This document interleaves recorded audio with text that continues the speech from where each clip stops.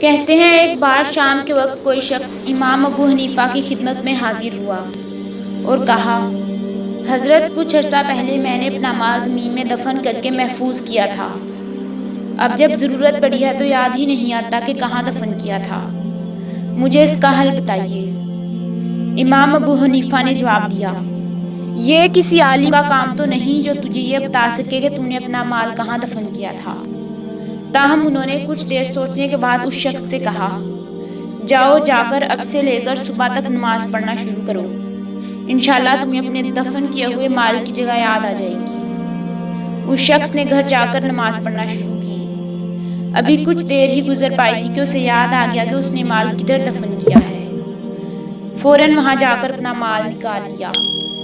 دوسرے دن صبح کو امام ابو حنیفہ کی خدمت میں حاضر ہو کر انہیں اپنے مال کے مل جانے کی اطلاع دی اور شکریہ ادا کیا۔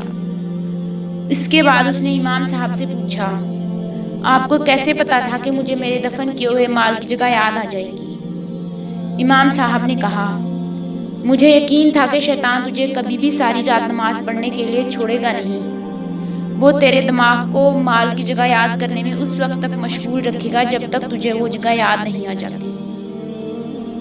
اگر ہماری ویڈیو پسند آئے تو اسے لائک اور شیئر کریں اور ہمارے چینل کو سبسکرائب کرنا مت بھولیں۔ شکریہ۔